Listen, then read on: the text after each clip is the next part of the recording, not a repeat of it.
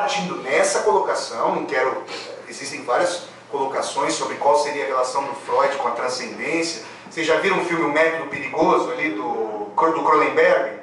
Uma discussão entre o Freud e o Jung ali, ele recriminando o Jung por tentar fazer investigações de além-mundo, mas até, e ele dizendo que tem interesse por isso. Naquele filme é colocado, existem cartas dos dois trocados, e ele dizendo, mas a psicanálise vai naufragar, vai ser chamada de charlatanismo.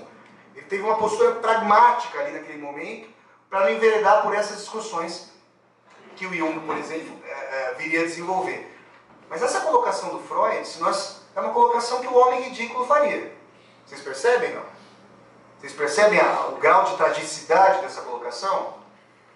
E existe uma entrevista do Freud, essa entrevista foi publicada, até na minha página do Facebook, se vocês entrarem na minha página, Flávio Ricardo Vassoler, eu publiquei essa entrevista em que o jornalista vai entrevistar o Freud ali na Berggasse 19, na rua sem saída Berg, ali em Viena, 19, uma rua muito bonita que desemboca ali numa bela catedral ali em Viena.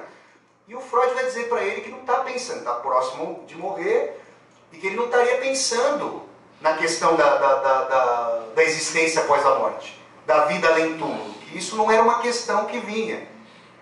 Aí seria interessante, dostoievskianamente, aí, suscitar o Freud, jogar o Freud contra si mesmo, jogar o Freud contra Dostoiévski, falar, será que se você não fosse Freud, e a sua existência após a morte está garantida, pelo menos aqui, a gente está falando aqui sobre ele aqui, será que se você não fosse Freud, você falaria isso? Quando eu li essa entrevista, eu fiquei pensando sobre esses aspectos. É muito interessante nós pensarmos sobre isso, sobre a renitência do ego, aí eu vou usar um termo psicanalítico sem o sentido psicanalítico, o superego, o super Freud, o superego nesse sentido, não da noção da instância normativa. Mas é interessante pensar como, para ele, em termos mundanos, ainda que sem a ligação com a transcendência, o espraiamento da sua obra, da continuidade de si, estava dado. Não só com os filhos, mas justamente com as suas ideias. Essa não é a condição para a esmagadora maioria de nós, da humanidade. Justamente, a nossa condição, a condição da esmagadora maioria de nós, é a obsolescência, é a extinção. E é por isso que é interessante pensar o seguinte: as personagens dostoievskianas, muitas delas são intelectuais, são altamente reflexivos, mas são pessoas comezinhas. São personagens ali, são personagens pobres. No caso, Raskolnikov, por exemplo, é um ex-estudante de Direito da Faculdade de Direito ali de São Petersburgo. Larga a faculdade. São pessoas, até a Maruzana trouxe aqui a colocação do Otto Maria Karpov, pessoas tangíveis.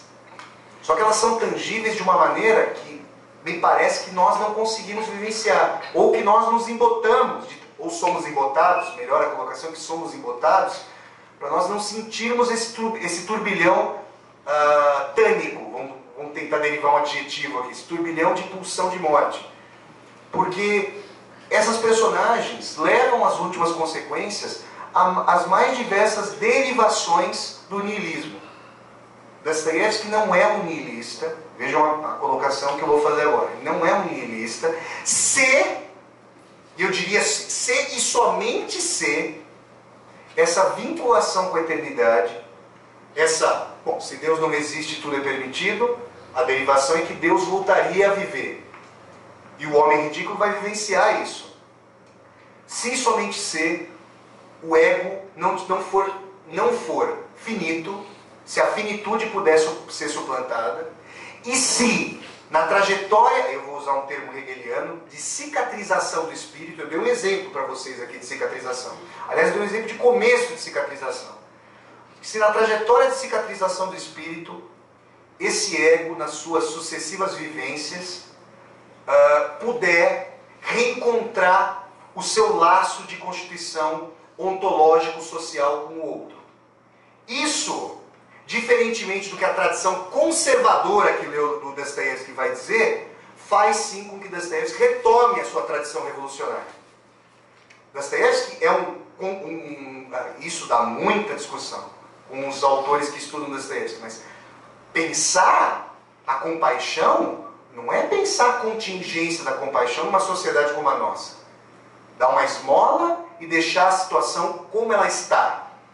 Na verdade, pensar essa revivescência do ego para além de si mesmo é pensar as condições pelas quais a guerra de todos contra todos, para retomar uma expressão muito famosa ali do filósofo inglês Thomas Hobbes, não tiver que se travestir da segunda natureza do cotidiano. E é por isso que, para o Dostoiévski, a revolução social não basta. Mas também não basta o caráter contingente da compaixão. A questão é pensar os meios pelos quais essas transformações se dariam. Eu diria que Dostoiévski subscreveria, não quando foi preso, antes de ir para a Sibéria. Ali ele não subscreveria. Mas depois ele viria a subscrever uma colocação do Gandhi, por exemplo. Os meios, em contraposição a uma frase muito famosa atribuída ao florentino Nicolau Maquiavel, de que os meios justificariam os fins, o Gandhi chegaria a dizer que os meios são os caminhos para o fim.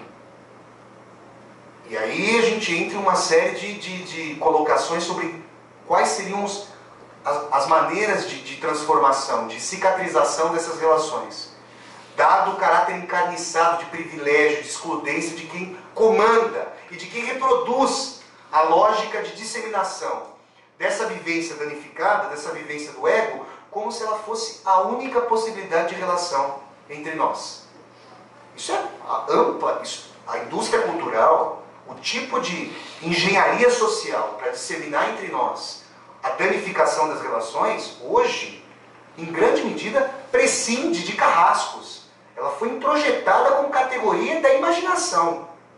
Isso Dostoiévski não vivenciou, isso os bons e velhos Theodor Adorno e Max Horkheimer diagnosticaram ali numa obra publicada do imediato pós-Segunda Guerra, em 1947, na Dialética do Esclarecimento, obra seminal, no capítulo A Indústria Cultural com Mistificação das Massas. E esse aspecto de desconstrução do caráter hobbesiano, do caráter encarniçado de competitividade e danificação das relações, é algo, como eu tentei mostrar para vocês aqui, trazendo para a nossa época o homem ridículo e tentando entender a espetacularização da violência, na verdade, a asepsia da violência, a violência transformada em categoria de relação social anódina, como categoria de juízo para determinado grupo, considerado, entre aspas, o judeu brasileiro, o estigmatizado brasileiro. Então, a meu ver, essa é uma tomada de posição que eu tenho como estudioso de Dostoiévski, o reencontro do homem ridículo com uma noção para além de si, para além do seu próprio ego, ou seja, uma noção transcendental, é justamente, e de forma interessante, o reencontro com uma tradição revolucionária. É interessante pensar que Dostoiévski foi alguém que se contrapôs profundamente à inteligência revolucionária, a geração que antecedeu os bolcheviques ali em 17, justamente porque ele não conseguia entrever as mudanças radicais da sociedade sem uma ética embasada em transcendência, como eu tentei explicar aqui para vocês. Ele não está escrevendo isso depois do Stalin. Ele não está escrevendo isso depois do arquipélago Gulag da União Soviética. Ele está escrevendo isso nos 800 do século XIX. E não é à toa que ele é chamado de escritor profético, mas eu não chamaria o Dostoiévski de profeta no sentido transcendental ou místico. Eu chamaria o Dostoiévski de alguém, como eu tentei mostrar aqui para vocês, de alguém que consegue entender, ao levar às últimas consequências as ideias que estão sendo germinadas pelo seu contexto histórico, quais são os possíveis da história naquele momento. Para onde a história pode caminhar? Vejam, Dostoiévski faz parte de uma tradição de escritores, pensadores,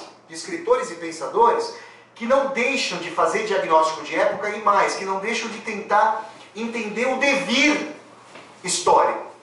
E nesse sentido, Dostoiévski pôde perceber. Agora, quando a tradição, quando o reencontro do homem ridículo com um caráter transcendente o vincula aos demais, e ele percebe o quanto essa vinculação depende de reestruturação das relações sociais, éticos-sociais, eu diria, aí a gente tem um reencontro daquilo que havia sido apartado. Ou seja, se socialismo e cristianismo, na obra de Dostoiévski, haviam se apartado, no momento transcendente fundamental, essas bases se encontram. Isso, eu não tenho condições hoje, pela questão do tempo, de reconstruir com vocês, mas para terminar já, né? Para terminar, eu só gostaria de falar para vocês o seguinte: se vocês procurarem o Espaço Heráclito, que é o programa que eu apresento desde setembro de 2013, eu já fiz várias discussões sobre Dostoiévski, nesse sentido, desdobrando isso. Existem vários programas. Se vocês colocarem ali no Google Espaço Heráclito, Dostoiévski, tem um monte ali de discussões nesse sentido. E no Portal Heráclito, que é a minha página, www.portalheráclito.com.br, também há vários textos, e os programas do Espaço Heráclito estão armazenados. Por que eu estou dizendo isso? Porque vocês podem ficar curiosos sobre os possíveis desdobramentos dessas discussões, porque essa discussão vai para vários lados.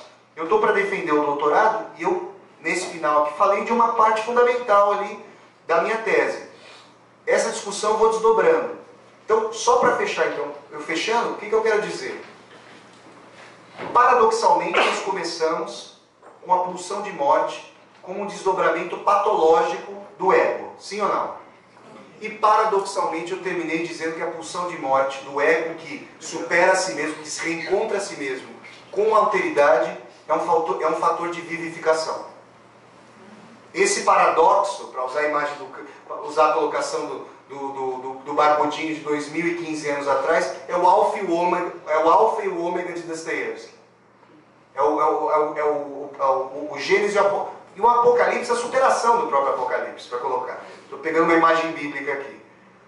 Esse paradoxo é revisitado dialeticamente com uma torção de si. Se a pulsão de morte mortifica o ego, voltado única e exclusivamente para si mesmo, a pulsão de morte de um ego que se transcende no processo de reencontro com a compaixão, a pulsão de morte vivifica o ego combalido. Esse é o sentido aqui dessa discussão que procurei fazer com vocês.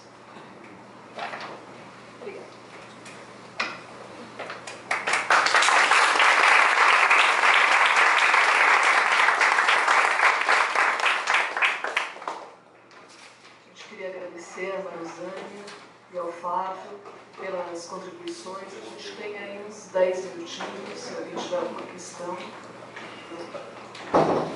Fábio, eu queria que você comentasse um pouco do suicídio de Svidrigailov no final do filme de Castigo, com essa questão do que você falou.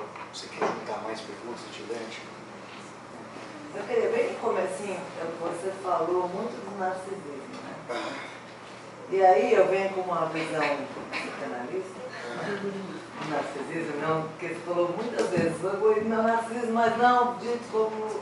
Isso, não no sentido psicanalista. Então, mas eu não consigo enxergar o narcisismo, tem que ser na visão psicanalista. E daí, e agora, no final você também falou dos paradoxos, né? Então, do mesmo jeito, né, que a gente fala que esse hedonismo, esse desequilíbrio que está acontecendo hoje em dia e tal, né? Das pessoas não enxergarem os outros, não perceberem os outros e tal, que isso é muito narcisismo, tal, sei lá. Porém, eu fico pensando o seguinte: se a psicanálise não entra nesse lugar, justamente para retomar esse narcisismo que é primordial na infância, e que se acontece isso do jeito que está hoje em dia, isso não foi alguma coisa que foi feito insatisfatoriamente na infância da criança. Para mim e para a Maruzânia, você pergunta? Os dois? Para os dois, né? Tá. É mais para ela, mas para você também. Tá bom. Porque, não, para você também, porque você falou que o seu conceito de narcisismo é diferente. Isso. Então eu queria saber o seu. Tá bom. A psicanálise eu conheço, mas eu queria saber um pouquinho mais. Um pouco, porque eu vi também de um programa do Hitler, falando de psicanálise, que mais ou menos o que eu tirei do programa era que tudo que ele fez, né, que ele fez para fora dele, se tivesse mais ou menos internamente equilibrado, ele não precisaria jogar para fora tudo que aconteceu, porque não estava muito bem equilibrado por dentro. Não, vamos ficar. Posso fazer isso, né? Eu queria perguntar para os dois, para a Marizane e para o Flávio. Na sua fala, você falou da frátria dos irmãos Karamazov. E você citou o Alyosha. Então eu queria que você falasse um pouquinho mais de como que você enxerga o lugar do Alyosha nessa frátria.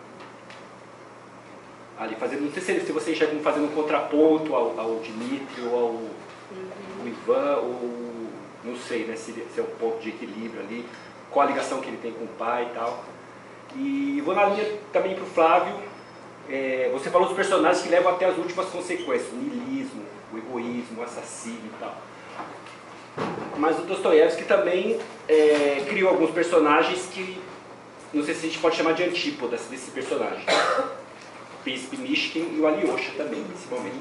Então eu queria que você falasse um pouco desses outros personagens, que são um exemplo de pureza, podemos dizer, se eles espelham, serve mais como um espelho, ou como um contraponto. Qual o lugar desses personagens na obra do Dostoiévski também? Mais ou menos isso. Gente, tem espaço para mais uma. Vocês não têm pouquíssimo tempo para responder. Acho que nessa mesma linha, né? Como a gente pensar... É para o Fábio também, né? Mas acho que a Marizane pode ajudar. Se de um lado a maximização, né?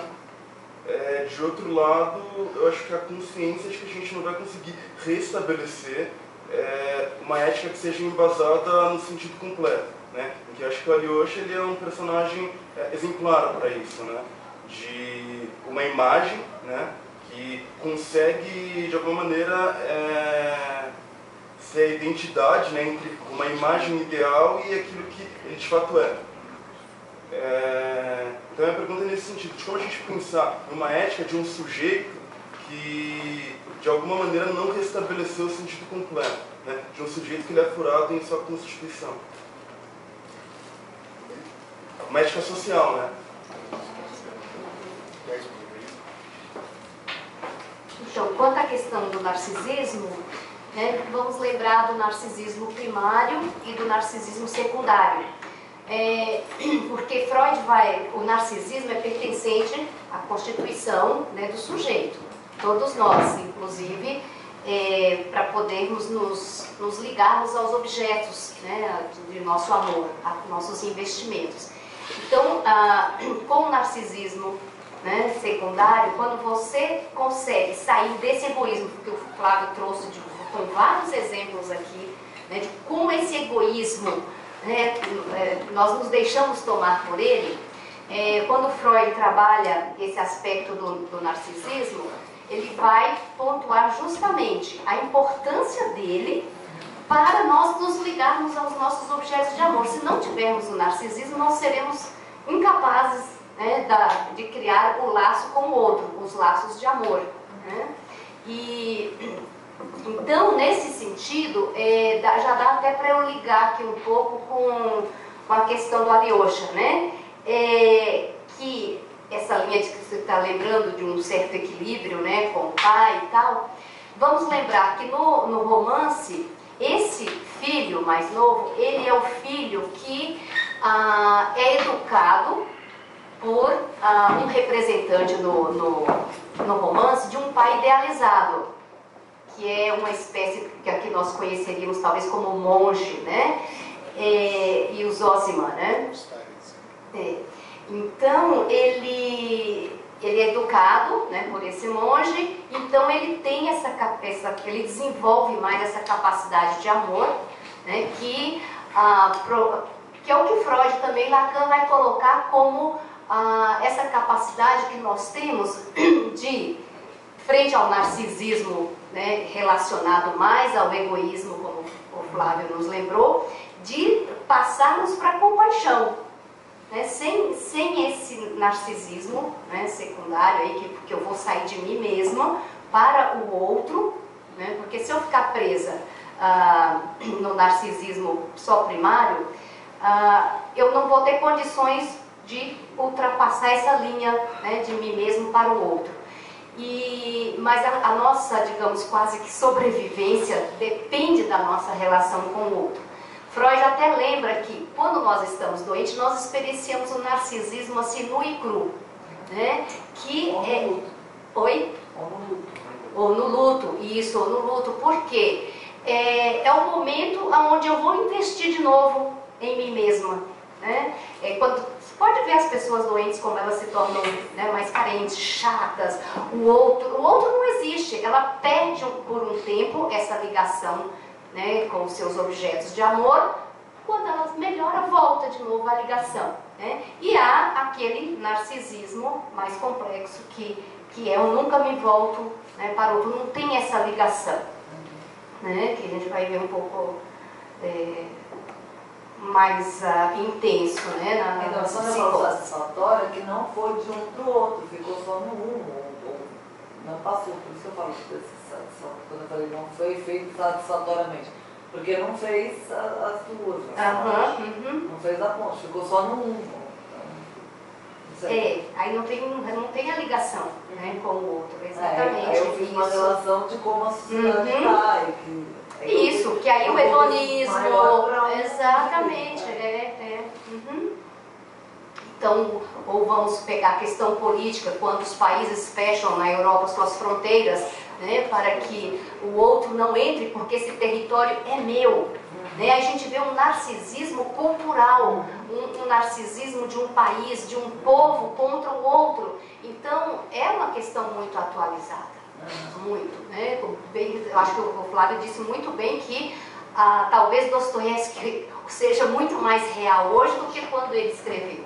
Porque nós estamos vivendo no real o que ele pôs na letra, o que ele pôs no imaginário. Então, sabe, é algo assim da ordem de um sofrimento da humanidade no seu ápice. Né? Então, e a Alyosha, voltando ali, né, do pai idealizado, porque Dostoiévski apresenta nesse romance dois tipos de pai.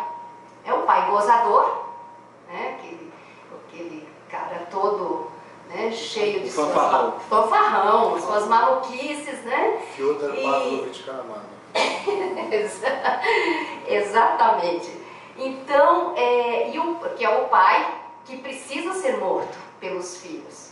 Né? Esse pai gozador, que aí entra o que o Lacan vai trabalhar, do gozo, do desejo e do gozo. Né? Então, não deu tempo para eu falar, né? Eu só tive a fala de 30 minutos, mas assim, essa parte ficou perdida na minha fala, mas da relação do gozo, do desejo e do gozo. É importante que o pai gozador morra para que nasça o desejo. Então, nesse ponto, eu acho que a sua pontuação está bem direcionada para a questão do desejo, né, que perpassa também o Alyosha aí. Né, que o amor é aquele que faz o elo com o laço com o outro. Né. E tinha mais uma questão que era da maximização, né, da ética de um sujeito, né, do furo.